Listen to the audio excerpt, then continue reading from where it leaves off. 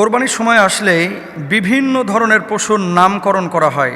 কোনো ছাগলের নাম দেওয়া হয় বিগ বস, ইদানিং দেখছি একটা গরুর নাম দেওয়া হয়েছে ডোনাল্ড ট্রাম্প, আর একটা গরুর নাম দেওয়া হয়েছে নেতানিয়াহু। এবং ডোনাল্ড ট্রাম্প 3.5 লক্ষ টাকায় বিক্রি হয়েছে। যিনি কিনেছেন বা যারা কিনবেন তাদের কোরবানি হবে কিনা, যারা নাম দিচ্ছেন তাদের ব্যাপারে শরিয়ার বক্তব্য কী? এটা হচ্ছে সম্ভবত মালদার পাশে, ভারতের পশ্চিমবাংলার।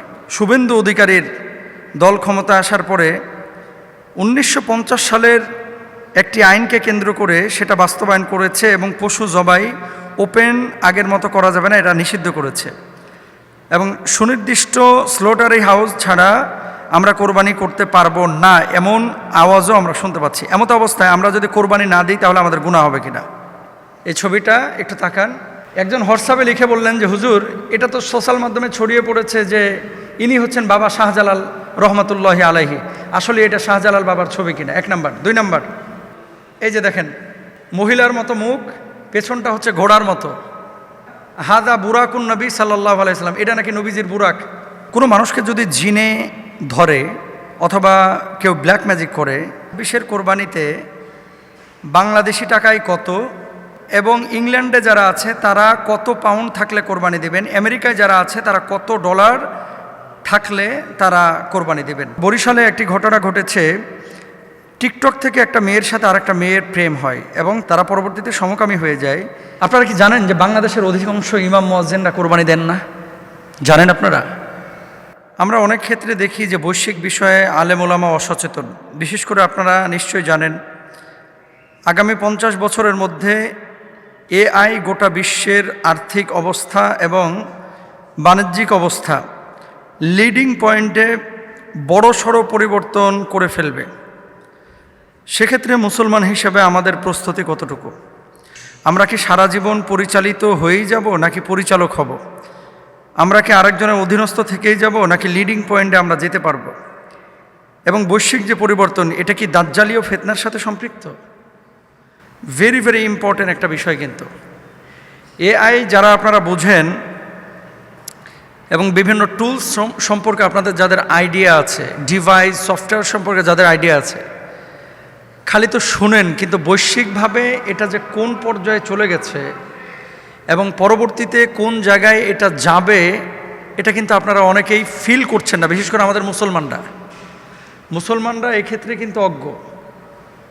জানে কিছু মানুষ, কিন্তু অধিকাংশ মানুষই আমাদের কোনো ধারণাই নাই যে বৈশ্বিকভাবে কী পরিবর্তনটা আগামী 50 বছরের মধ্যে পৃথিবীতে হতে যাচ্ছে। এই যে গার্মেন্টসগুলো দেখতেছেন না, এই গার্মেন্টসের শ্রমিক থাকবে না এবং এগুলো রোবোটিক নিয়ন্ত্রণ হবে পুরোপুরি। আপনি ইউরোপে যান, আমেরিকায় যান, ইংল্যান্ডে যান, দেখেন যে বর্তমানে রেস্তোরাঁয় কিন্তু, এই যে চীনেও খাবার সার্ভ করছে কিন্তু রোবট।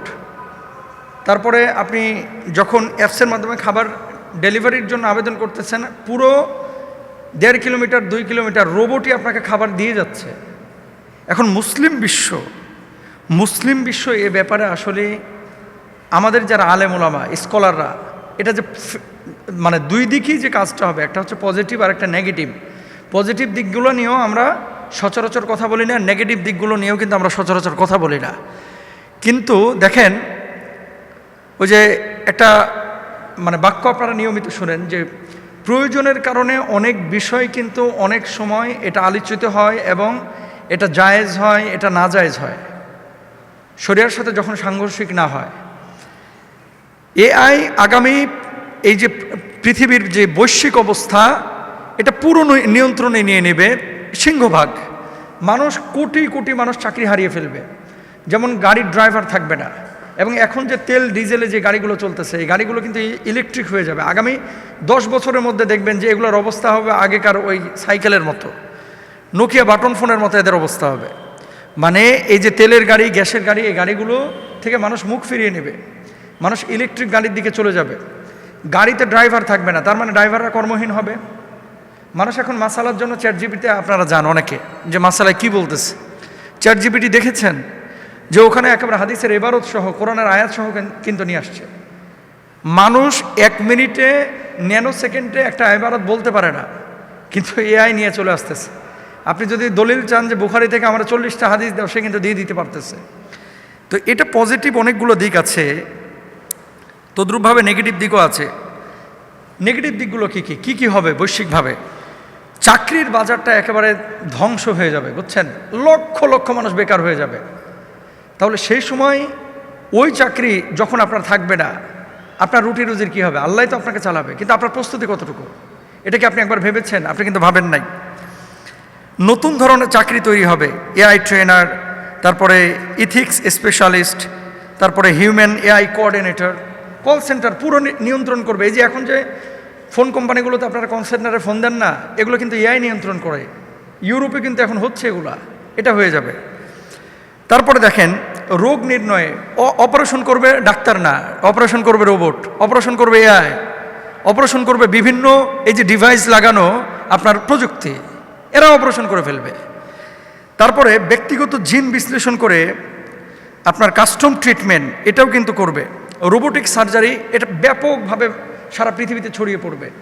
সে সময় ফতোয়াটা আমাদের কাছে এরকম আসবে, যদি আল্লাহ জীবিত রাখেন, যে হুজুর রোবট দিয়ে পেট সিজার করা জায়েজ নাকি না জায়েজ, এরকম কিন্তু আসবে। তারপরে দেখেন শিক্ষা ব্যবস্থার পরিবর্তনই। আমরা তো এখন শারীরিকভাবে টিচারের কাছে পড়াশোনা করি, তখন এআই টিউটর চলে আসবে। মানে আপনি যখন একটা সাবজেক্ট বুঝতে চাইবেন, এই যে কোচিং সেন্টার এগুলো সব বন্ধ হয়ে যাবে।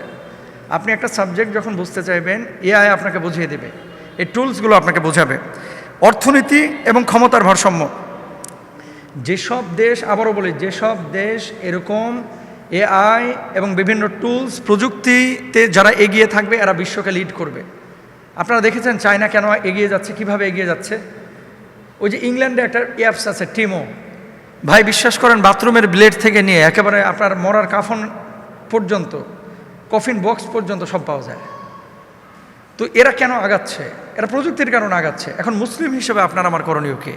আমরা কোরআন পড়ি, আমরা হাদিস পড়ি, কিন্তু বৈশ্বিক লিডিং পয়েন্টে যেতে হলে বিশ্ব যে গতিতে চলতেছে, প্রযুক্তি এটা আল্লাহ তাআলার পক্ষ থেকে আমাদের জন্য রহমত। ছুরি, আপনি এটা দিয়ে গরুও কাটছেন, এটা দিয়ে মুরগিও কাটছেন, এটা দিয়ে ফল কাটছেন, আবার এটা দিয়ে আপনি মানুষকে মারছেন। মানুষকে যখন আঘাত করছেন ছুরি দিয়ে হারাম, যখন এটা দিয়ে ফল কাটছেন জায়েজ।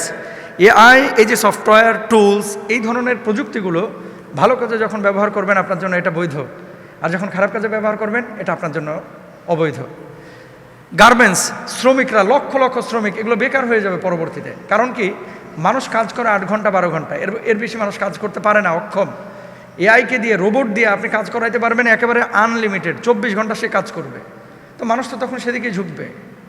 আপনি যখন এই যে মানে গাড়ির বিজনেস করবেন, ড্রাইভার রাখলে 8 ঘন্টা সে ড্রাইভ করতে পারে, এরপরে আর পারে না।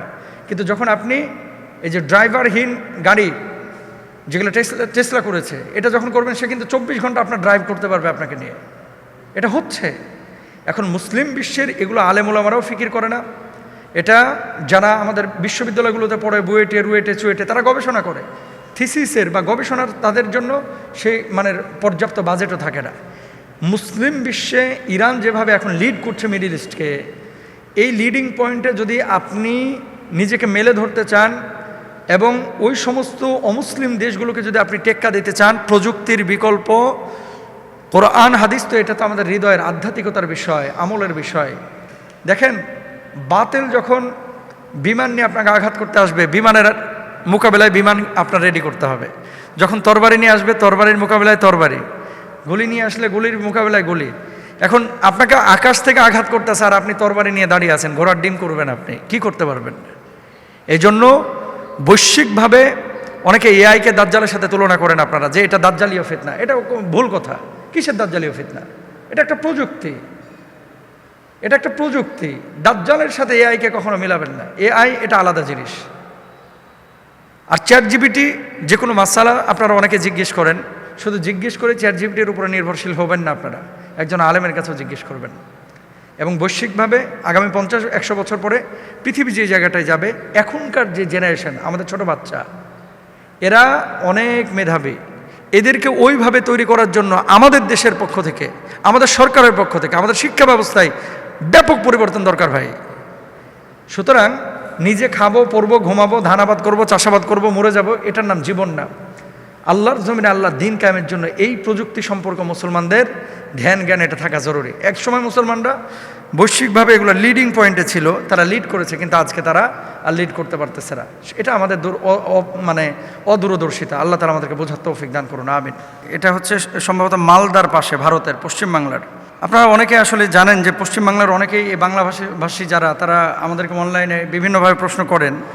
এই প্রশ্নটা করেছেন যে মোহতারাম, আমাদের দেশে আপনি নিশ্চয় জানেন যে এই যে শুভেন্দু অধিকারীর দল ক্ষমতা আসার পরে 1950 সালের একটি আইনকে কেন্দ্র করে সেটা বাস্তবায়ন করেছে এবং পশু জবাই ওপেন আগের মতো করা যাবে না, এটা নিষিদ্ধ করেছে। এবং সুনির্দিষ্ট স্লোটারি হাউস ছাড়া আমরা কোরবানি করতে পারবো না, এমন আওয়াজও আমরা শুনতে পাচ্ছি। এমত অবস্থায় আমরা যদি কোরবানি না দিই তাহলে আমাদের গুনাহ হবে কিনা? খুবই দুঃখজনক একটা ঘটনা। এই যে মমতা বন্দ্যোপাধ্যায় চলে যাওয়ার পরে দিলীপ ঘোষ, শুভেন্দু অধিকারী এরা যখন মানে বিজেপি সরকার পশ্চিমবাংলায় যখন আসলো, তখন থেকে একটা আতঙ্ক তৈরি হয়েছিল যে মুসলমানদের মধ্যে মনে হয় কিছু পরিবর্তন এবং কিছু চাপ প্রেশার আসতে পারে। এবং আপনারা দেখেছেন, আমরা তীব্র প্রতিবাদ জানাই।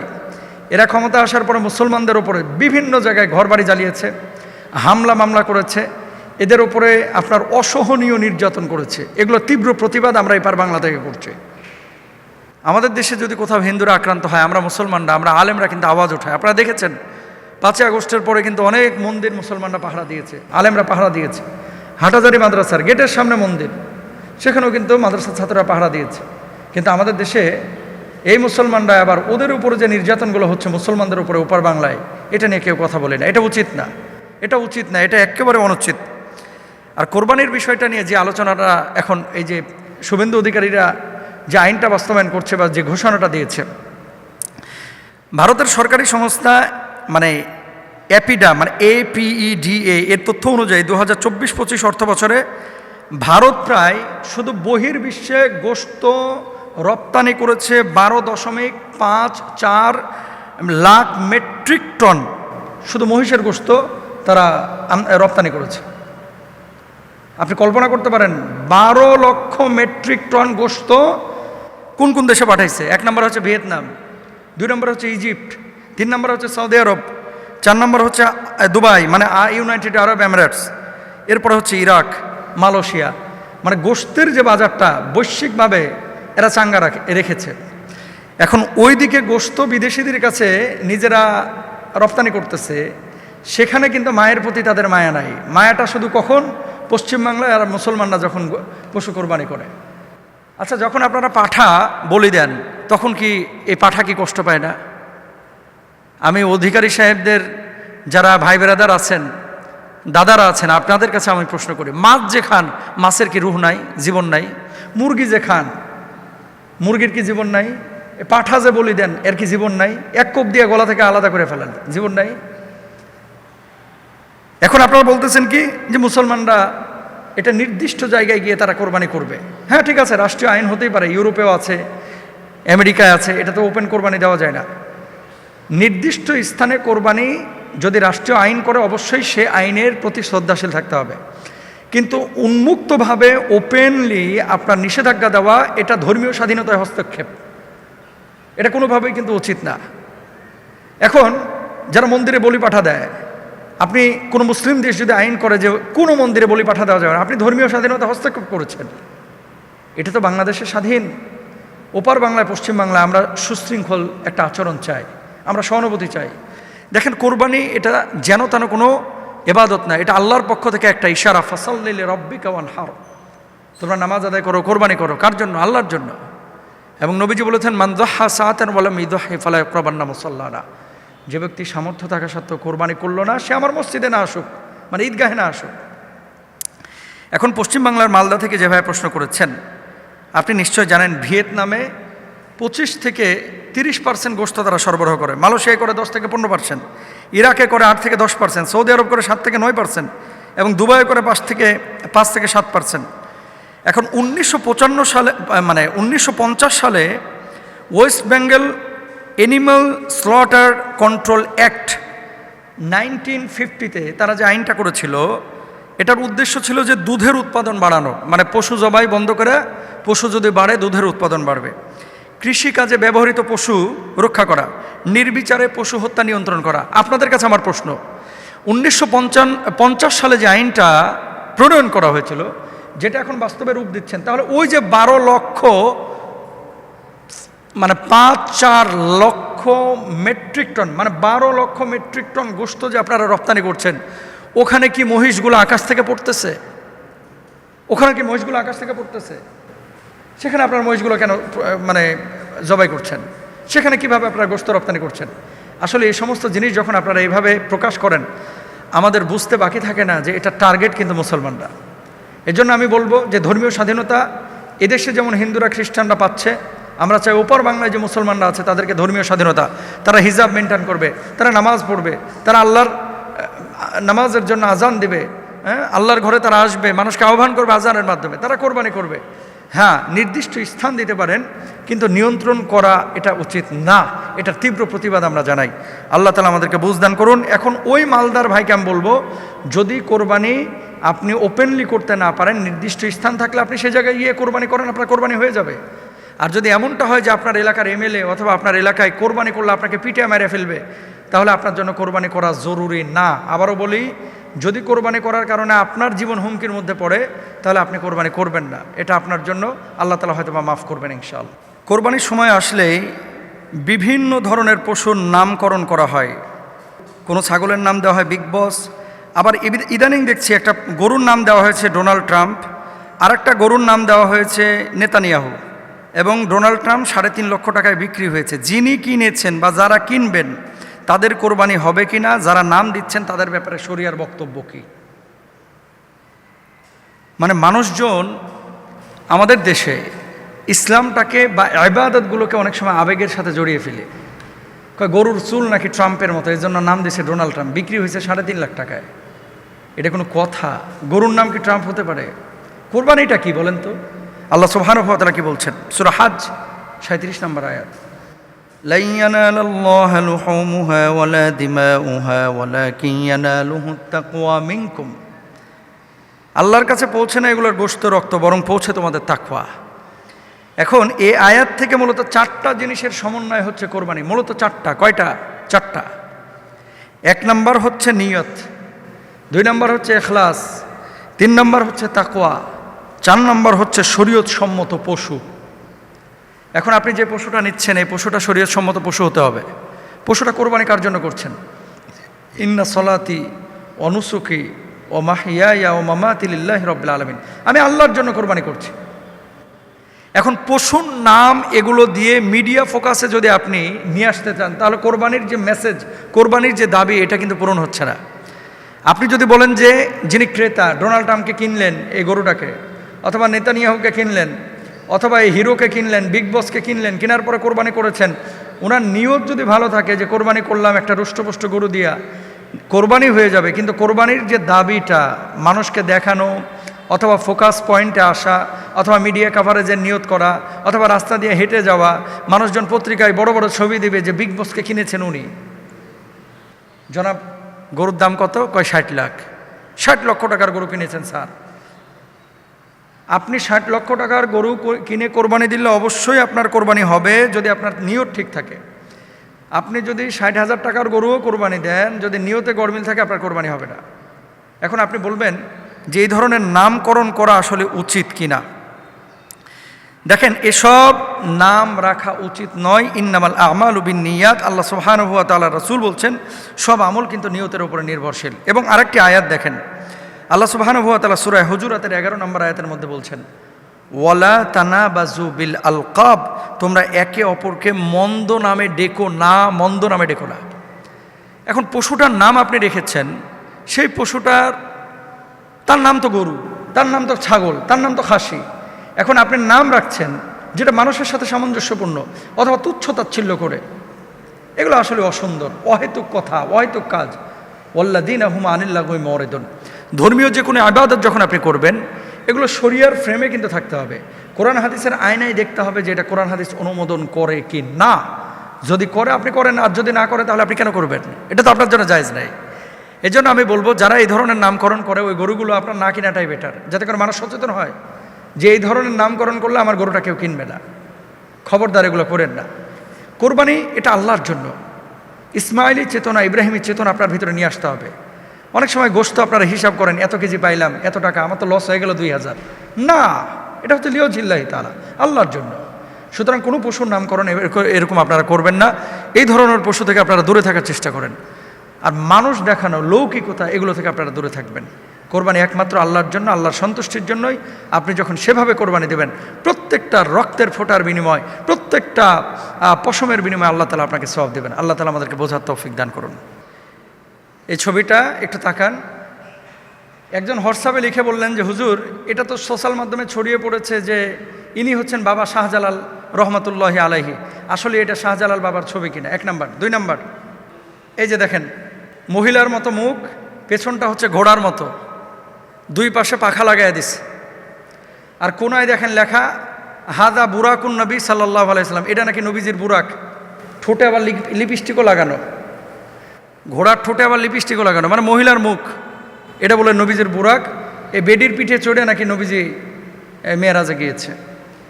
এই 2টা ছবি দিয়ে বলেছেন যে এগুলো নিয়ে অনেক মানুষ দেয়ালে ঝুলিয়ে রাখেন, অনেকে মোবাইল স্ক্রিনে রাখেন, অনেকে ওয়ালপেপার বানান। এবং মানুষের আকীদাটা দেখেন, মানুষের আকীদা, অনেকে চিন্তা করে যে এগুলো মনে হয় সত্যই।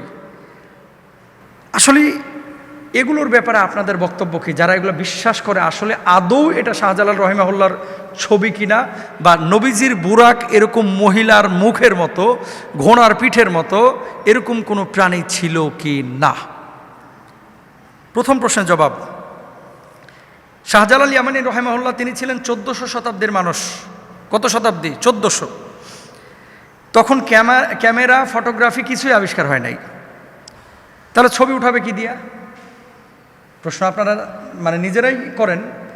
1400 শতকের মানুষ ছিলেন তিনি, তখন ক্যামেরায় আবিষ্কার হয়নি, তাহলে ছবিটা তুললো কিভাবে? এই যে আধুনিক ফটোগ্রাফি বা ক্যামেরা, এগুলো আবিষ্কার শুরু হয়েছে 1900 শতকে।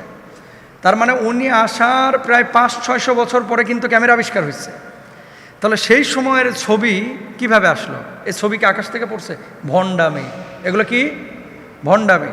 হ্যাঁ, যেই ছবিটা উনি দেখিয়েছেন, আপনাদেরকে দেখাইলাম, এটা হয়তো বা কোনো সুফি সাধকের ছবি হতে পারে।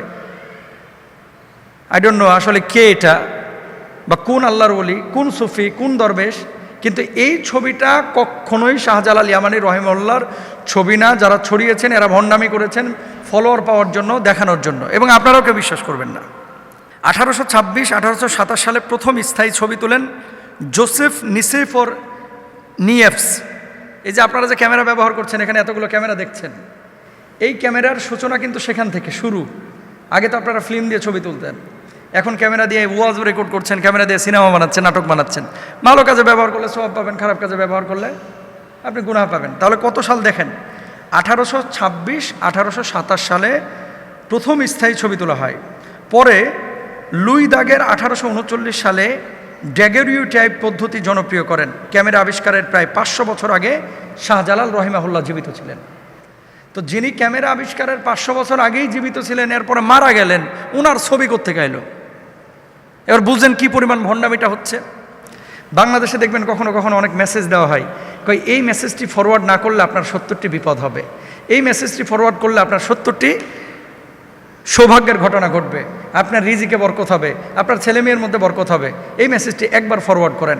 আর আগে ছিল কি, কই মদিনা শরীফে অমুক ব্যক্তি তিনি ঘুমের মধ্যে স্বপ্নে দেখেছেন নবীজি তার কাছে এসে সাল্লাল্লাহু আলাইহি ওয়াসাল্লাম বলেছেন যে এই বার্তাগুলো তুমি পৌঁছায় দাও, 70 জন মানুষের কাছে না পৌঁছাইলে তোমার আজকে রাত্রে একটা দুর্ঘটনা ঘটে যাবে। এসব ভণ্ডামি দেখছেন না আগে? এই ভণ্ডামিগুলো এখন, ভণ্ডামির আবেগটা ওই জায়গাতেই আছে, কিন্তু খালি চেঞ্জ হয়েছে। আগে ছিল কাগজে, এখন আসছে ক্যামেরা আর ফেসবুকে। বিশ্বাস করবেন না। এবার আসেন নবীজি সাল্লাল্লাহু আলাইহি ওয়াসাল্লামের বুরাক। এটা ছিল এমন একটা, ওই যে গাধা বা খচ্চর টাইপের বা দুম্বার মতো দেখতে। যেহেতু আমি দেখিনি, কোনো মুফাসসির মুহাদ্দিস তারাও তো দেখেন না, এটা তো শুধু আল্লাহ রাসূল সাল্লাল্লাহু আলাইহি ওয়াসাল্লাম দেখেছেন। তো এই বাহনের উপরে তিনি ভ্রমণ করে আল্লাহর সাথে সাক্ষাৎ করেছেন। এখন আমি যে ছবিটা দেখাইলাম, আপনারা যেটা আগে অনেকে কিন্তু দেয়ালে টাঙিয়ে রাখতো, হাজা বুরাকুন নবী সাল্লাল্লাহু আলাইহি ওয়াসাল্লাম, এটা নবী সাল্লাল্লাহু আলাইহি ওয়াসাল্লামের বুরাক। মুখটা মহিলার মতো, 2টা পাখা আছে, 4টা পা আছে, ল্যাঞ্জাও আছে, বডিটা হচ্ছে ঘোড়ার মতো, আবার মুখের মধ্যে ঠোঁটে লিপস্টিকও লাগাইছে। এই ভণ্ডামিগুলো করেছে আমাদের বাংলাদেশের কিছু মানে সুফি নামের বদমাশ, এবং তারা বিভিন্ন প্রেসে গিয়ে এগুলো ছবি বানাইয়া আমাদের গ্রামগঞ্জের সাধারণ মানুষদের কাছে হাটে ঘাটে মাঠে 10 টাকা 15 টাকা করে তখন বিক্রি করতো। তখন থেকে এই ছবিগুলো ছড়িয়ে পড়েছে। এগুলো বিশ্বাস করবেন না, এগুলো ভণ্ডামি। আল্লাহ তাআলা বুঝদান করুন। কোনো মানুষকে যদি জিনে ধরে অথবা কেউ ব্ল্যাক ম্যাজিক করে, তো এই জিনে ধরা এবং ব্ল্যাক ম্যাজিক করা ব্যক্তি অনেক সময় রুকিয়া করাইতে গেলে রাকিরা 20,000, 30,000, 50,000 টাকা পর্যন্ত চান, এবং প্রতি কোর্সে প্রচুর খরচ হয়। নিজে নিজে রুকিয়া করার কোনো বৈধতা আছে কিনা এবং কোনো সিস্টেম আছে কিনা এই ব্যাপারে জানতে চাই। ভেরি ভেরি ইম্পর্ট্যান্ট একটা বিষয়। দেখেন, রুকিয়া আপনি নিজে নিজেও করতে পারবেন। এখন আমাদের বাংলাদেশের মানুষ আয়াত পারে না, কোরআন পারে না, হাদিস পারে না, বলতে পারে না, এই জন্য রুকিয়া নিজে নিজে করতে পারে না। আজকে আপনাদেরকে একেবারে ক্লিন করে দেব যে রুকিয়াটা নিজে নিজে কিভাবে করবেন। পরিষ্কার করে আলোচনাটা শোনেন, এবং আপনারা প্রত্যেকে নোট রাখবেন যদি সম্ভব হয় যে রুকিয়াটা কিভাবে করে। আউফ ইবনে মালিক রাদিয়াল্লাহু তাআলা আনহু তিনি বলছেন, ইয়া রাসূলুল্লাহ কাইফা তারা ফি যালিক ফাকালা, মানে উনি জিজ্ঞেস করেছিলেন যে ইউরিদু আলাইয়া রুকাকুম লা বা'সা বিররুকা মা লাম ইয়াকুন ফি শিরক। আমরা জাহিলিয়াতে রুকিয়া করতাম। আমরা রাসূল সাল্লাল্লাহু আলাইহি ওয়াসাল্লামকে জিজ্ঞেস করলাম, তিনি বললেন তোমরা তোমাদের রুকিয়া আমার কাছে উপস্থাপন করো, শিরিক মুক্ত হলে রুকিয়া করতে কোনো সমস্যা নাই। এমন রুকিয়া যদি করেন যেখানে শিরকের কোনো সমস্যা মানে সম্পৃক্ততা নাই, এই রুকিয়া আপনি করতে পারেন। সহিহ মুসলিমের হাদিস। এখন রুকিয়া করার মূল শর্ত কী কী, শর্তগুলো জেনে নেন। 1 নম্বর কোরআনের আয়াত ব্যবহার করা, 2 নম্বর সহিহ দোয়া ব্যবহার করা, 3 নম্বর শিরিক না থাকা, 4 নম্বর শুধু আল্লাহর কাছে সাহায্য প্রার্থনা করা। সবচেয়ে শক্তিশালী রুকিয়ার আয়াত হচ্ছে সূরা ফাতিহা। সূরা ফাতিহাকে সূরাতুশ শিফাও বলা হয়। এই সূরা ফাতিহা হুজুররা দেখেন না আস্তে আস্তে কী পড়ে যেন পানিতে ফু দেয়, কী পড়ে? প্রথমে সূরা ফাতিহা পড়ে, সূরা ফাতিহা পড়ে ফু দেয়। তো এটা সূরা ফাতিহা পড়বেন। 2 নম্বর আয়াতুল কুরসি পড়বেন। 3 নম্বর সূরা ইখলাস, ফালাক, নাস, এগুলো রাসূল সাল্লাল্লাহু আলাইহি ওয়াসাল্লাম নিজে নিজে পড়ে আবার শরীরে ফুৎকার দিতেন। আপনারা পুরো হাতে ফু দিয়ে শরীরটাকে বন্ধ করবেন। 5 নম্বর রাসূল সাল্লাল্লাহু আলাইহি ওয়াসাল্লাম একটি দোয়া শিখিয়েছেন, আউযু বিল্লাহি ওয়া কুদরাতিহি মিন শাররি মা আজিদু ওয়া উহাযিরু। এই দোয়াটা পড়বেন। রেফারেন্স সহিহ মুসলিমের। এই দোয়াটি রাসূল আকরাম সাল্লাল্লাহু আলাইহি ওয়াসাল্লাম নিজে পড়েছেন। ঘরে বসে রুকিয়া করার পূর্ণ পদ্ধতি একটু জেনে নেন। 1 নম্বর নিয়ত করা, মন থেকে বলবেন আমি আল্লাহর কাছে শিফা চাই। কারণ কি? ওয়ানুনাজ্জিলু মিনাল কুরআনি মা হুয়া শিফা। শিফা একমাত্র আল্লাহ তাআলা করতে পারেন, আর তো কেউ করতে পারেন না। এই জন্য আল্লাহর কাছে শিফার জন্য দোয়া চাইবেন, দোয়া করবেন। 2 নম্বর উজু করে নেবেন, পবিত্র হবেন। 3 নম্বর সূরা ফাতিহা 7 বার, আয়াতুল কুরসি 1 বার, সূরা ইখলাস 3 বার, সূরা ফালাক 3 বার, সূরা নাস 3 বার। এরপরে 4র্থ ধাপে নিজের শরীরে ফু দেওয়া, হাতে ফু দিবেন। এগুলো পড়ার পরে শরীরটাকে মুছে নেবেন। 5 নম্বর দোয়া করবেন, আল্লাহুম্মা শফিনি শিফা আল্লা ইউগাদিরু সাকামা। এরপরে 7 নম্বরে জিন থেকে সুরক্ষার দৈনিক কিছু আমল করবেন। সকালবেলায় 3 কুল পড়বেন, আয়াতুল কুরসি পড়বেন, সকাল সন্ধ্যায় মাসনুন দোয়াগুলো পড়বেন। রব্বানা আতিনা ফিদ দুনিয়া পড়তে পারেন, রব্বানা যালামনা আনফুসানা পড়তে পারেন, এবং এই যে আয়াতুল কুরসির আমল, 4 কুলের আমল, এগুলো সকাল সন্ধ্যায় করবেন ইনশাআল্লাহ। রাতে ঘুমানোর আগে আবার আয়াতুল কুরসি। ডান পাশে শোবেন, বিসমিক, তারপরে আপনি বলবেন আল্লাহুম্মা বিসমিকা আমুতু ওয়া আহইয়া, ঘুমের দোয়াটা পড়ে নেবেন। যে কাজগুলো করা যাবে না, ব্যক্তিগতভাবে রুকিয়া যখন আপনি করবেন নিজে নিজে, জিনের কোনো সাহায্য আপনি নিতে পারবেন না, নেবেন না। তাবিজের মাধ্যমে শক্তি নিতে পারবেন না, কবর অদৃশ্য শক্তির সাহায্য চাইতে পারবেন না, জিন বশ করার চেষ্টা করবেন না। জিন আক্রান্ত এবং মানে দুনিয়াবী সমস্যা, কিছু কিছু মানুষ আছে যে অসুস্থ হলেই মনে করে জিনে ধরছে। না, সব অস্বাভাবিক আচরণ জিন নয়। যেমন মানসিক চাপ, ঘুমের সমস্যা, তারপরে সিজোফ্রেনিয়া, ট্রমা, স্নায়বিক সমস্যা, এগুলো কিন্তু জিনের সমস্যা না। এই জন্য যেই রুকিয়ার আয়াতগুলো এবং সিস্টেমগুলো আপনাদেরকে বললাম, এগুলো দৈনন্দিন জীবনে করেন, নিজে নিজে রুকিয়া করবেন। সূরা বাকারাটা মোবাইলে ছাড়ে রাখেন, ইনশাআল্লাহ মুক্তি পাবেন। সূরা বাকারাটা প্রতিদিন একবার শুনবেন, যাদের এই ধরনের প্রবলেম আছে, মৃদু আওয়াজে ছেড়ে রাখবেন। আশা করি আল্লাহ তাআলা আপনাকে মুক্তি দেবেন ইনশাআল্লাহ। এরপরে প্রশ্ন করেছেন বোন মরিয়ম আক্তার, উনি লিখেছেন ড্যামরা থেকে, যে মোহতারাম, আমার বাপ মারা গিয়েছেন 9 বছর আগে, আমার ভাই এবার হজ্জে গিয়েছে, কিন্তু আমাদের বোনদের সম্পদ আমার ভাই কুক্ষিগত করে রেখেছে, তিনি আমাদের সম্পদ বুঝিয়ে দেন নাই। পৈতৃক সম্পত্তিতে বোনদের হক বঞ্চিত করে কোনো ভাই যদি হজ্জে যায়, তার হজ কবুল হবে কিনা? দিছে জাগা মতো প্রশ্নটা একেবারে। এই যে হক নিয়ে অতীতে আমি যে পরিমাণ আলোচনা করেছি, আপনারা অনেকে হয়তো শুনেছেন, বারবার কিন্তু এই সচেতন করা হয়েছে। যে খবরদার, আল্লাহ দোহাই লাগে হাতটা জোর করে বলে, ভাই বোনের সম্পদ মাইরেন না, আশপাশের মানুষের সম্পদ কেউ নষ্ট করেন না। এখন আল্লাহ সুবহানাহু ওয়া তাআলা কি বলছেন একটু আমরা আসি। অনেক ভাই মনে করে যে বোনদেরকে আর কি সম্পদ দেব, তারা তো অন্যের ঘরে চলে গেছে। শরিয়া কি বলে তাদের ব্যাপারে? লিররিজালি নাসীবুম মিম্মা তারাকাল ওয়ালিদানি ওয়াল আকরাবুন ওয়া লিন-নিসাই নাসীবুম। পিতামাতা ও নিকটাত্মীয় যা রেখে গেছে তাতে পুরুষদের জন্য অংশ আছে এবং নারীদের জন্য অংশ আছে। এ আয়াত স্পষ্ট করে দেয় বোনদের অংশ দয়া নয়, এটা আল্লাহর নির্ধারিত হক, এটা তাকে দিতেই হবে। নির্দিষ্ট অংশ বন্টনের আদেশ, ইউসিকুমুল্লাহু ফি আওলাদিকুম, এখানে বিস্তারিতভাবে কে কত পাবে তাও নির্ধারণ করা হয়েছে। নিজের ইচ্ছা মতো বন্টন করার কোনো সুযোগ নেই। এটা কে করেছেন? আল্লাহ সুবহানাহু ওয়া তাআলা। এরপরে দেখেন ৩ নম্বর, আল্লাহ সীমা লঙ্ঘনের ভয়াবহ পরিস্থিতি ব্যাপারে কি বলছেন। ওমাইয়া আসিল্লাহ রসুলাহু ইউদখিলহু নারান খালিদান ফিহা, যে ব্যক্তি আল্লাহ তার রাসূলের অবাধ্যতা করে এবং তার নির্ধারিত সীমা লঙ্ঘন করে তাকে জাহান্নামে প্রবেশ করানো হবে। এরপর আরেকটি আয়াত আল্লাহ বলছেন, সূরা নিসা 10 নম্বর আয়াত, ইন্নাল্লাযীনা ইয়াকুলুনা আমওয়ালাল ইয়াতামা যুলমা, যদি এতিমের প্রসঙ্গ, কিন্তু আলেমরা বলছেন অন্যের সম্পদ জুলুম করে খাওয়া একইভাবে হারাম।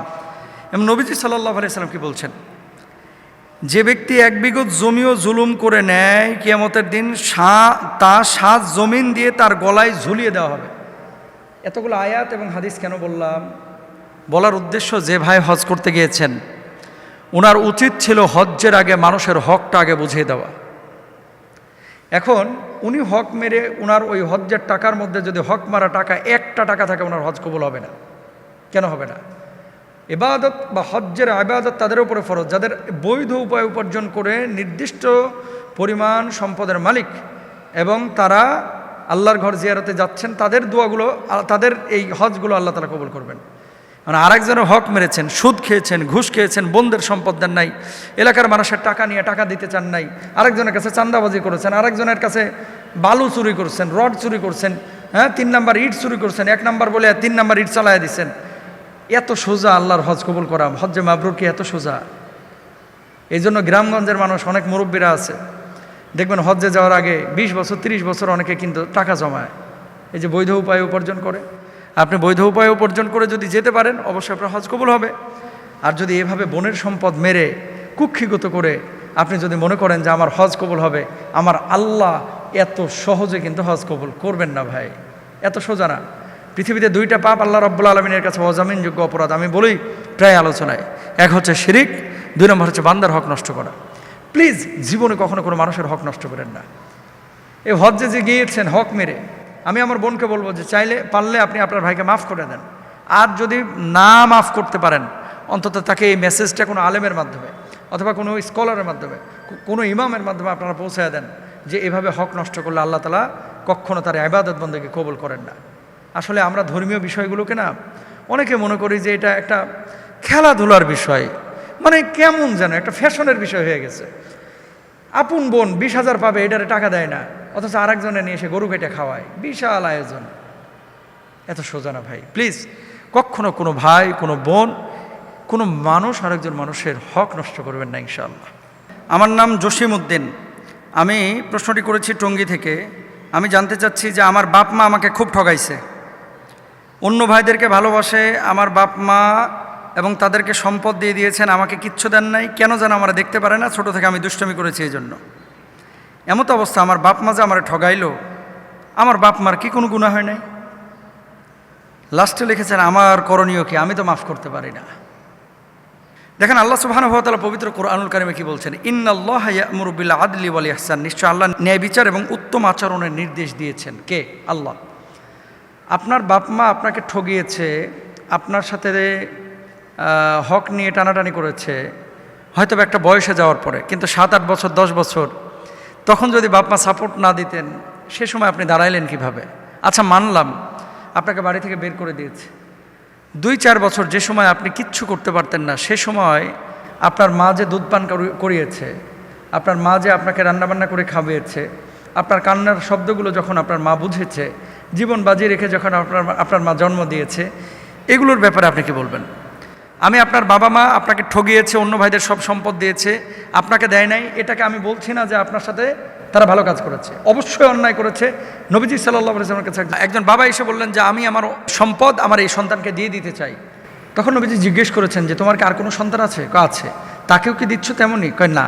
আল্লাহ নবী বলছে তাহলে এটা নিষিদ্ধ, এটা করা যাবে না, এটা জুলুম, এটা অন্যায়, এটা অপরাধ। সন্তান দুষ্ট হোক ভালো হোক, হ্যাঁ, একটা ছেলে আপনার পেছনে 10 লক্ষ টাকা খরচ করেছে, তাকে বিনিময় স্বরূপ আপনি 10 লাখ দিতেই পারেন, যে আপনার এই ছেলে আপনার ক্যান্সারের ট্রিটমেন্ট করেছে, এই ছেলে আপনার হার্টে রিং পরানোতে সহযোগিতা করেছে, বিনিময় স্বরূপ আপনি বাবা হিসেবে তাকে আপনি এটা দিতে পারেন যে আমি তোমার এই খেদমতের কারণে আমি তোমাকে দিলাম, তুমি খরচ করেছো। কিন্তু সম্পদ বন্টনের ক্ষেত্রে যে আপনি এক ছেলেকে বেশি দিবেন আর এক ছেলেকে কম দিবেন, এটা কিন্তু জায়েজ নাই ভাই, এটা জায়েজ নাই। এরপর আল্লাহ সুবহানাহু ওয়া তাআলা কি বলছেন? ওয়া ইযা কুলতুম ফাদিলু ওয়ালাউ কানা যা কুরবা, তোমরা যখন কথা বলবে তখন ন্যায়ের সাথে কথা বলবে, ন্যায়ের কথা বলবে, ইভেন যদি সে নিকট আত্মীয় হয়।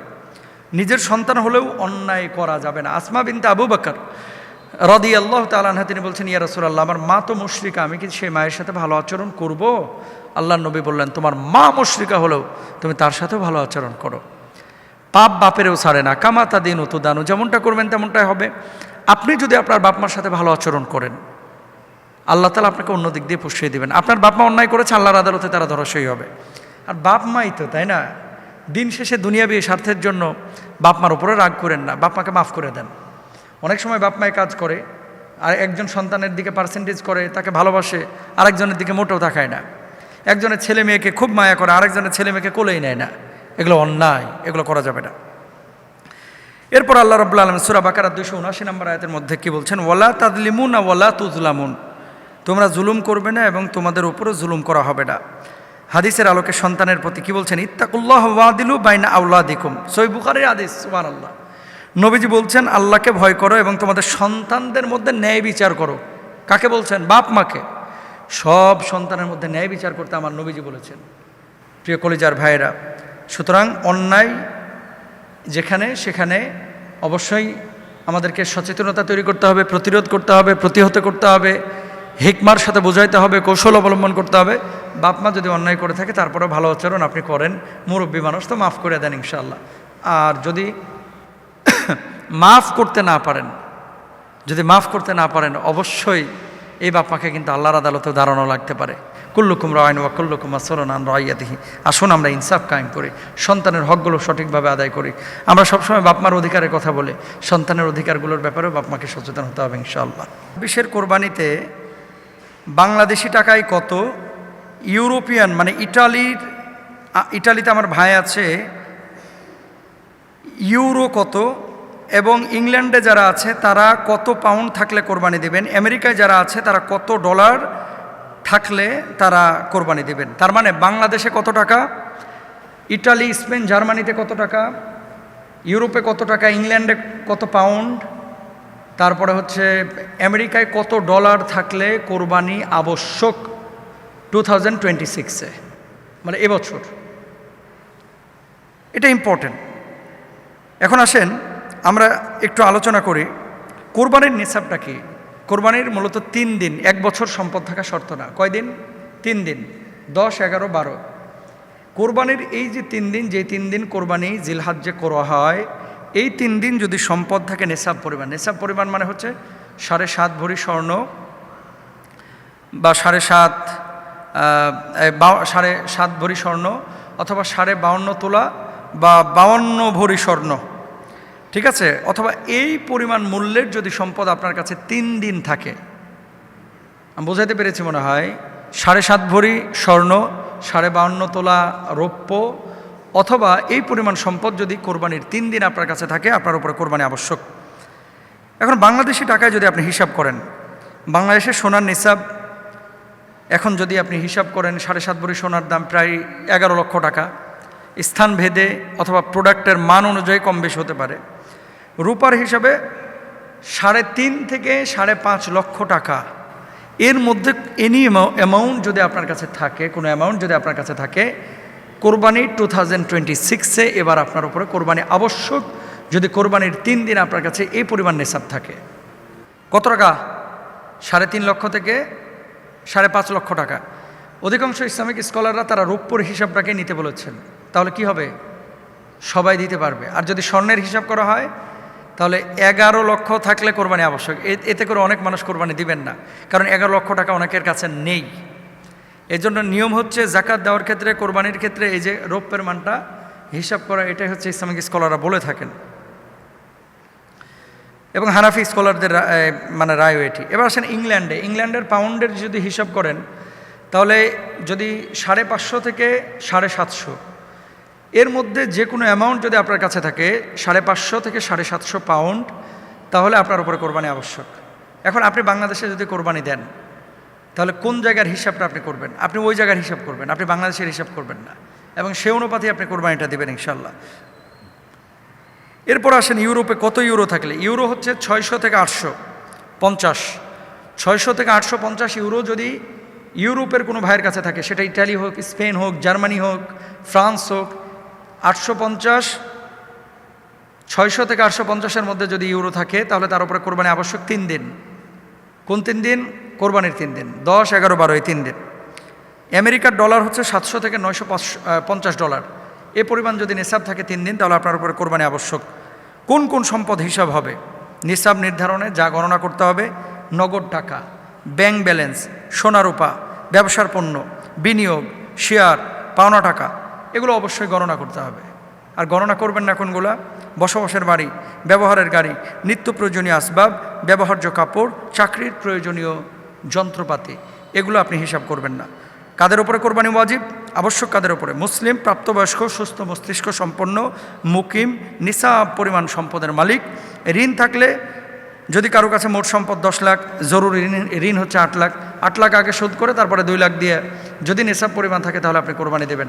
আর বড় অ্যামাউন্ট, ধরেন 1,500 কোটি টাকা আপনি লোন নিছেন, তাহলে মাসিক কিস্তি যেটা আপনি দেন এটাকে মাইনাস করে বাকি টাকা দিয়ে আপনি অবশ্যই কোরবানি দেবেন। আল্লাহ বুঝদান করুন। বরিশালে একটি ঘটনা ঘটেছে। টিকটক থেকে একটা মেয়ের সাথে আরেকটা মেয়ের প্রেম হয় এবং তারা পরবর্তীতে সমকামী হয়ে যায়। মেয়েটির 2টা বাচ্চা এবং সংসার থাকা সত্ত্বেও পরবর্তীতে বরিশাল মেডিকেলে নিয়ে তাদেরকে ট্রিটমেন্ট দেওয়া হয় এবং সেই মেডিকেলেও তারা আড়ালে এ সমকামী আচরণ করছে এবং একে অপরের সাথে বৈবাহিক বন্ধনে আবদ্ধ হতে চাচ্ছে।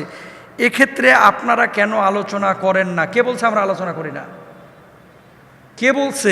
এগুলো নিয়ে সচেতনতার জন্য আমরা কি অতীতে কম আলোচনা করেছি? এরপরে উনি প্রশ্নটা পাঠিয়ে এই যে ভিডিওটাও পাঠিয়েছেন, লা হাওলা ওয়ালা কুওয়াতা ইল্লা বিল্লাহ। ভিডিও দেখার পরে বিশ্বাস করেন, এই যে ভিডিও পাঠাইছে মহিলার, এই যে দেখেন, দেখছেন? কল্পনা করেন, দুধের 2টা শিশু রেখে, মা মানে বাচ্চা রেখে, স্বামী রেখে, মেয়ে, একজনের নাম হচ্ছে হালিমা আর একজনের নাম হচ্ছে সুমা না সুমি যেন। এই হালিমা আর সুমা 2 জনে এখন একে অপরের ছাড়া তারা নাকি বাঁচবে না, এবং হসপিটালে নিয়ে যাওয়া হয়েছে, পুলিশের দ্বারস্থ হওয়া হয়েছে, তারপরেও ছাড়ছে না কেউ কাউকে। তার মানে বাচ্চা তার কাছে ফ্যাক্ট না, স্বামী তার কাছে ফ্যাক্ট না। কোথা থেকে আসলো? মূল সতর্কতার জায়গাটা হচ্ছে কোথায় জানেন? এদের পরিচয়টা হয়েছিল টিকটকে। আমি আমার অভিভাবকদেরকে এবং বাবাদেরকে বলবো, প্লিজ এই টিকটকার যারা ছাপড়ি পোলাপান, ছাপড়ি মহিলারা, মেয়েরা যারা টিকটকে এরকম সারাদিন নাচানি, কুতানি, ধাক্কানি এগুলো করে, এগুলোর ব্যাপারে সতর্ক হন। কারণ কখন কে কোন দিকে, তার বাপ মা কান্নাকাটি করতেছে যে হুজুর, পুলিশকে বলতেছে যে এরা তো এরকম ছিল না, এরকম হয়ে গেল কেন? যে নিজের বাচ্চার প্রতি তার কোনো আসক্তি নাই, নিজের হাজব্যান্ডের প্রতি কোনো আসক্তি নাই। কোথায় যাচ্ছে এই সমাজ? যাচ্ছে কোথায়? আল্লাহু আকবার। আপনি একটু মানে কল্পনা করেন যে কওমে লূতকে আল্লাহ সুবহানাহু ওয়া তাআলা যে পাপের কারণে আল্লাহ তাআলা ধ্বংস করেছেন, লূত আলাইহিস সালাতু ওয়াস সালামের স্ত্রীকে আল্লাহ রাব্বুল আলামিন যে কারণে ধ্বংস করে দিয়েছেন, তাকে পাথর বানিয়ে দিয়েছেন, সেই পাপ আজকে বাংলাদেশে ঘরে ঘরে ঘটছে। আরেকটা মজার বিষয়, ইউরোপ আমেরিকায় গিয়ে এই বদমাশগুলো যখন কোনোভাবে যাইতে পারে, এম্বাসিতে যখন দাঁড়ায়, তারা নিজেদেরকে সমকামী হিসেবে প্রেজেন্ট করলে ভিসা পাইতে সহজ হয়। শিক্ষিত যারা আছে তারা এক শ্রেণীর এরকম। বাংলাদেশে বিভিন্ন অ্যাপস, বিভিন্ন গ্রুপ, এই সমকামীরা তারা কিন্তু খুলছে। নারীতে নারীতে প্রেম, পুরুষে পুরুষে প্রেম, ভালোবাসা, একে অপরের সাথে বিয়ে শাদী করতে যাচ্ছে। এটা অস্ট্রেলিয়া, নিউজিল্যান্ড, তারা নারী নারী বিয়ে করে। পুরুষ পুরুষ বিয়ে করে। বাংলার জমিনে এই ধরনের কোনো আচরণ এটা ঘটতে দেওয়া যাবে না। এদেরকে উত্তম মাধ্যম দিয়ে পুলিশের হাতে তুলে দেওয়া উচিত। আপনারা যেখানেই দেখবেন আপনার ছেলের ব্যাপারে আপনার মেয়ের ব্যাপারে সতর্ক থাকেন। কারণ কি, আল্লাহ রাব্বুল আলামিন কি বলছেন, ফাজআলনা আলিয়াহা সাফিলাহা ওয়া আমতারনা আলাইহিম হিজারাতাম মিন সিজ্জিল। লূত আলাইহিস সালাতু ওয়াস সালামের এই কওমকে আল্লাহ সুবহানাহু ওয়া তাআলা, অতঃপর আমি সেই জনপদকে উল্টে দিলাম এবং তাদের উপরে পোড়া মাটির পাথর বর্ষণ করলাম। ওই যে ডেড সি, এরা যে মানে মাটির ওপরে ছিল, এদেরকে আল্লাহ তাআলা উঠায় মাটির নিচে ঢুকায় দিয়েছেন। আল্লাহ সুবহানাহু ওয়া তাআলা গোটা জনপদকে ধ্বংস করে দিয়েছেন। নবীর স্ত্রী, তাদের সমর্থক ছিলেন লূত আলাইহিস সালামের স্ত্রী, ওনাকেও পাথর করে দিয়েছেন আল্লাহ তাআলা। তো এবং আল্লাহ তাআলা নবীজির মাধ্যমে জানাচ্ছেন, আল্লাহর হাবিব বলছেন, কোনো সমাজের মধ্যে আল্লাহ তাআলা তখন আযাব দেন, গজব দেন, যখন এই সমাজে এই ধরনের পাপগুলো, ওয়াক্তাফার রিজালু বির রিজাল ওয়ান নিসা বিন নিসা, নারী নারী পুরুষ পুরুষ, যখন এই ধরনের পাপাচারে নিমজ্জিত হয়। এই জন্য বি কেয়ারফুল। অভিভাবকদেরকে বলবো, আপনার ছেলেটা আপনার মেয়েটা কার সাথে মিশছে, কার সাথে চলছে, কার সাথে উঠা বসা করছে, একটু খেয়াল করেন। আল্লাহ বুঝদান করুক। আপনারা কি জানেন যে বাংলাদেশের অধিকাংশ ইমাম মুয়াজ্জিনরা কোরবানি দেন না? জানেন আপনারা? অনেকে হয়তো জানেন না। বাংলাদেশের অধিকাংশ ইমাম মুয়াজ্জিনরা কোরবানি দেন না। কিন্তু কেন দেন না? ঢাকার ইমাম মুয়াজ্জিনদেরকে আপনারা দেখে পুরো বাংলাদেশের চিত্র একরকম মনে করবেন না। এই যে কোরবানির ওয়াজ হুজুররা করে, আপনাদেরকে সচেতন করে, মুয়াজ্জিন সাহেবরা আপনাদেরকে সচেতন করে, কিন্তু কোরবানি কেন দিচ্ছে না?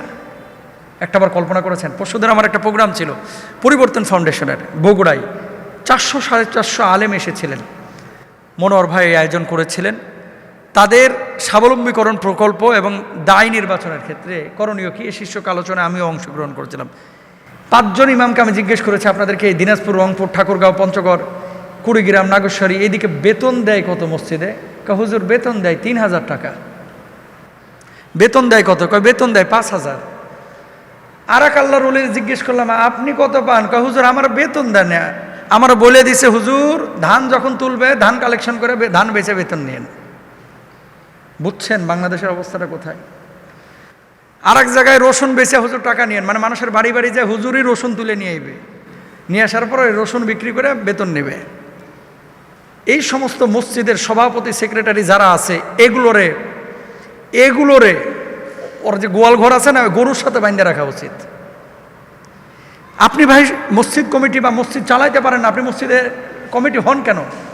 একটা মসজিদের ইমামের বেতন 3000 টাকা আপনি নির্ধারণ করেছেন। আপনি নিজে কল্পনা করেন তো আপনার পরিবারটা চালাইতে কত টাকা লাগে। তো আপনি যদি ইমামের দুঃখটা না বুঝেন, আপনি যদি খতিবের দুঃখ না বুঝেন, মুয়াজ্জিনের দুঃখ না বুঝেন, আপনি কমিটি হওয়ার উপযুক্ত না। যে মানুষটা বেতন পায় 3000, বাংলাদেশের অধিকাংশ ইমামদের বেতন সর্বোচ্চ ঢাকা শহরেই তো 10 থেকে 15,000 টাকা, খতিবদের বেতন 20,000, 25,000। সবচাইতে ভালো মসজিদ যেগুলো, এগুলোর বেতন হচ্ছে 25,000-এর মধ্যে। এরা হয়তো বা টাইনা টুইনা ছাগল টাগল কোরবানি দেয়, কিন্তু গ্রামগঞ্জে যে হুজুররা আছে কোরবানি দিব কি? আর কোরবানি দেওয়ার পরে হুজুর একটু গোশতও পাঠায় না। আপনি মুসল্লি হওয়ার মানে আদর্শ মুসল্লি না, আপনি নামাজ আদায় করছেন, আপনি লিডার মানেন, এটা কথিত লিডার। দেখেন আপনার জানাজাটা কিন্তু ইমাম সাহেব পড়ায়, আপনার বিয়েটা আপনার ইমাম সাহেবই পড়ায়, আপনার ছেলে মেয়েকে দিন শিখায় কিন্তু ইমাম সাহেবই। এলাকায় বিশাল একটা কর্মযজ্ঞের আঞ্জাম কিন্তু ইমাম সাহেবরা দেয়, মুয়াজ্জিনরা দেয়। আর্থিক সচ্ছলতা তাদের নেই। হ্যাঁ, এখানে আমাদের ইমামদেরও দোষ আছে। এই যে মসজিদে একটা ঢোকার পরে চিন্তা করে এটাই আমার দুনিয়া। কেন রে ভাই, ইমামতের পাশাপাশি কি ভ্যানে সবজি বিক্রি করা যায় না? ইমামতের পাশাপাশি কি করা যায় না? আমি তো ফেসবুকে বিজ্ঞাপনও দিয়েছি, যদি এরকম কোনো উদ্যোক্তা থাকেন যে হুজুর আমি আতর বিক্রি করব, আমি মধু বিক্রি করব, আমি এই সবজি বিক্রি করব, আমার হোয়াটসঅ্যাপে নাম্বার দেওয়া আছে, আমার সাথে যোগাযোগ করেন, আমি আপনার জন্য দায়িত্ব নেব ইনশাআল্লাহ। আমি তো ওপেন ঘোষণা দিয়েছি এবং দিচ্ছিও আলহামদুলিল্লাহ। কেন এই কথাগুলো বলতেছি? আর্থিকভাবে যদি আপনি ন্যূনতম সচ্ছলতা না থাকে, আপনি দাওয়াতি কাজ করতে পারবেন না। মানুষ আপনাকে বেল দিবে না ভাই, পাত্তা দিবে না। এবং আপনি যখন কথা বলবেন, হুজুররা এগুলো বলে, এরকম একটা ভাব। আর বদমাশ চুরি করে, ডাকাতি করে, সুদ খায়, ঘুষ খায়, মোটা মোটা বান্ডেল কামাইছে, সে আপনার উপরে খবরদারি করবে। যে কথা বলতে চাচ্ছি ভাই, 10-15 হাজার টাকা দিয়েও ছোটো ছোটো এখন ব্যবসা করা যায়। ফোন ফ্ল্যাক্সের একটা দোকান দেওয়া যায়, ছোট্ট একটা টুল নিয়ে। সবজির একটা ভ্যান নেওয়া যায়। ছোট থেকেই শুরু করেন না, অনেক মানুষ তো করছে, আপনি কেন পারছেন না? প্রত্যেক প্রত্যেকটা মসজিদের ইমাম সাহেবের উচিত উদ্যোক্তা হওয়া, চেষ্টা করা, ব্যবসা বাণিজ্য করা। শুধু মসজিদ মাদ্রাসা নিয়ে পড়ে থাকবেন না। কারণ মুহতামিম সাহেবের 4 তলা বাড়ি হয়ে গেছে, সভাপতি সাহেবের 4 তলা বাড়ি হয়েছে। আপনার ঘরের যে টিনের, এই ফোটা টিনের পানি সামলাইতে আপনার বউয়ের শাড়ি ভিজে যাচ্ছে, এটা নিয়ে কিন্তু অনেক কমিটির কোনো ফিকির নাই। তাহলে নিজের ফিকির নিজেরই করতে হবে, নিজের ভালো থাকাটা নিজেকেই সিদ্ধান্ত নিতে হবে। কোরবানি আসছে, একটু ইমাম মসজিদের দিকে খেয়াল রাখেন, আল্লাহ বুঝদান করুক। কবরের মাটি সবাইকে কিন্তু সমান করে দেয়, সেজন্য অহংকার করেন না, বিনয়ী হন। আপনি মারা যাওয়ার পরে দুজন মানুষ যদি আপনার জন্য কাঁদে, আপনার জন্য যদি একটু চোখের পানি ফেলায়, আপনি সার্থক। কারণ মানুষ মারা যাওয়ার পরে মানুষ যদি তাকে ভালো বলে, আমার আল্লাহ তাকে ভালো বলেন। মানুষ যদি তাকে খারাপ বলে, আমার আল্লাহ তাকে খারাপ বলেন। এই জন্য বি কেয়ারফুল। দুনিয়া অহংকারের জায়গা না, দুনিয়া হচ্ছে বিনয়ের জায়গা। যে যত বেশি বিনয়ী, সে তত বেশি সম্মানিত আমার আল্লাহর কাছে এবং দুনিয়াবাসীর কাছেও। আল্লাহ বুঝদান করুক। বাপ মার খেদমত যদি সুস্থ স্বাভাবিক অবস্থায় সন্তান আপনি না করেন, মানে আপনি সন্তান হিসাবে বাপ মাকে পেয়েছেন, আপনি খেদমত করলেন না, আপনি জান্নাত হাসিল করলেন না, বাপ মাকে থোড়াও কেয়ার করলেন না, লিখে রাখেন আপনার ছেলে মেয়ে আপনার সাথে ওই একই আচরণ করবে। আপনি আপনার বাপ মার খেদমত করেন, আপনার ছেলে মেয়ে আপনার খেদমত করবে। আপনি করবেন না, আপনার বাপ মা মারা যাবে, আপনার ছেলে মেয়ে আপনার খেদমত করবে না। কামাতা দিন তো দানো, যেমনটা করবেন তেমনটাই হবে। শোনেন, বাপ মা দুয়ার ভান্ডার, এটা আমরা বুঝি না। এদের খেদমত করেন, পৃথিবীতে কোনো জায়গায় আটকাবেন না ইনশাআল্লাহ। শোনেন, জান্নাত পাওয়ার জন্য বিশাল বড় বড় আমল করা প্রয়োজন, রাত জেগে জেগে প্রতিদিন তাহাজ্জুদ পড়া প্রয়োজন। ব্যাপারটা কিন্তু এরকম না। জান্নাত খুব সহজেও অল্প আমলের মাধ্যমে পাওয়া যায়। এই হৃদয়টাকে প্রশস্ত করেন, দিলটাকে নরম করেন, চরিত্রটাকে সুন্দর করেন, ইমানের গণ্ডির মধ্যে থেকে আমলগুলো সুস্থ স্বাভাবিকভাবে যতটুকু পারছেন শিরিক মুক্ত, বিদাত মুক্তভাবে করেন। দেখবেন জান্নাত আপনার জন্য অবধারিত ইনশাআল্লাহ। আমরা মনে করি যে জান্নাত পাওয়ার জন্য অনেক বেশি ইবাদত করতে হবে, ব্যাপারটা মোটেও এরকম না। সহজ, ইসলাম সহজ। বাশশিরু ওয়ালা তুনাফফিরু, সুসংবাদ দাও, বিভাজন করো না। আssiru ওয়ালা তুআssiরু, সহজ করো, কঠিন করো না। সুতরাং ইসলাম সহজ, ইসলাম সহজ, ইসলাম সহজ। আসুন সহজভাবেই আমলগুলো করি। আজকে অনেক শক্তি আপনার, তাই না? থরথর করে আপনার হুঙ্কারে মানুষ কাঁপছে। ঠিক নিথর দেহটা যখন খাটিয়ার উপরে উঠবে, লাশ যখন হয়ে যাবেন, 4 জন মানুষ কিন্তু আপনাকে টানতে শক্তি প্রয়োগ করবে। 4 জন মানুষের কাঁধে ভর করেই কিন্তু আপনার ওই 3.5 হাত কেবিনে কবরে চলে যেতে হবে। এই জন্য শক্তির প্রকাশ জাগা মতো ঘটায়েন, দেখায়েন, জায়গায় শক্তি দেখাইতে যায় না। কিছু কিছু মানুষ আছে, বাপ রে বাপ, রিক্সাওয়ালার সামনে যেন সুলতান ফাতে মোহাম্মদ আইছে, এত ভাব আর এত দেমাগ, এত শক্তি প্রদর্শন। আবার এই লোকটা পাজারো গাড়ির সামনে যখন যায় তখন একেবারে চুপসে যায়। এই জন্য খবরদার, জায়গায় কেউ শক্তি দেখাবেন না, বিনয়ী হন। মানুষের উপকার করার পরে কখনো মানুষের কাছে প্রতিদান আশা করেন না, এটা আল্লাহর কাছে প্রতিদান আশা করেন। যুদ ওয়ালা তামনুন ইন্নাল ফাইদাতা আইদাতুন, এটার প্রতিদান আল্লাহ আপনাকে দিবেনই। যখনই আপনি মানুষের উপকার করে মানুষের কাছে প্রতিদান চাইবেন, আপনি আঘাত পাবেন, আপনি কষ্ট পাবেন। মানুষ বড় অকৃতজ্ঞ, মানুষ ভুলে যাবে এবং স্বীকারই করবে না। এর জন্য কোনো মানুষের উপকার করার আগে মনস্তাত্ত্বিকভাবে আপনি সিদ্ধান্ত নেন, এটা একমাত্র আমি উপকারটা করেছি আল্লাহর জন্য। পরিবারকে সময় দেন, বুঝছেন? নিজের বউকে, নিজের স্ত্রীকে, নিজের ছেলে মেয়েকে। কারণ আপনার বিপদে এই পরিবারই কিন্তু সবার আগে এগিয়ে আসে, আপনাকে সময় দেয়। আপনি এখনই প্যারালাইজড হয়ে যান না, দেখবেন আপনার স্ত্রীটাই কিন্তু আপনার পাশে থাকবে, আপনার ছেলে মেয়েগুলো আপনার পাশে থাকবে, আপনার বাপ মায় আপনার পাশে থাকবে। কিছু মানুষ আছে আলগা প্রীতি দেখায় বাইরের মানুষের প্রতি, নিজের বউয়ের খবর নাই কিন্তু আরেকজনের ভাবির প্রতি তার খুব আগ্রহ, খুব আসক্তি। নিজের ছেলের খবর নাই কিন্তু ভাতিজার প্রতি খুব মায়া। অবশ্যই দেখাবেন সবার প্রতি মায়া, তবে আগে পরিবার, আগে পরিবার, আগে পরিবার। মৃত্যু কখন আসবে আসলে আমরা কেউ জানি না। কার মৃত্যুটা কখন আসবে, কে কখন আমরা চলে যাব, কেউ আমরা জানি না। দাদার আগে নাতি চলে যাচ্ছে, নাতির আগে দাদা চলে যাচ্ছে। কত মানুষ আপনার সাথে চলাফেরা করতো, একসাথে বিকেলবেলা আড্ডা দিয়েছেন, ওই যে চায়ের দোকানে বসে বসে চা খেয়েছেন, হুন্ডা নিয়ে দূর দূরান্তে আপনারা ঘুরতে গিয়েছেন। আজকে সেই ছেলেটা কবরে শায়িত, কালকে আপনার ডাক চলে আসতে পারে। এই জন্য তওবাটা কালকে না, আজকেই শুরু করেন। আবারও বলি, তওবাটা কালকে না, আজকেই শুরু করেন, এই মুহূর্তে শুরু করেন ইনশাআল্লাহ। আপনি যে মানুষটার দোষ চর্চা করছেন, যে মানুষটার সমালোচনা করছেন, আল্লাহর কাছে এই মানুষটার সম্মান আপনার চাইতে বেশি হতে পারে, আল্লাহর কাছে প্রিয় হতে পারে। তো যে মানুষটার সমালোচনা আপনি করলেন, আল্লাহর কাছে সে প্রিয় হলে আপনি আল্লাহর বিপক্ষে অবস্থান নিলেন। এই জন্য প্লিজ প্লিজ কখনো কোনো মানুষের সমালোচনা, গীবত, পরনিন্দা এটা করবেন না ইনশাআল্লাহ। যখন আপনি হৃদয়টাকে প্রশস্ত করবেন, সুন্দর আখলাকের মানুষ হবেন, দুনিয়াতেও ইজ্জত আল্লাহ বাড়াবে, আখেরাতেও ইজ্জত বাড়াবে ইনশাআল্লাহ। একটা জায়গায় মেয়েরা খুব এগিয়ে ছেলেদের চেয়ে, একটা জায়গায়, কোন জায়গাটা?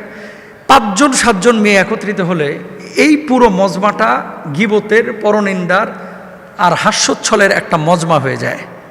অনেক মা বোনেরা এই কাজটা করেন।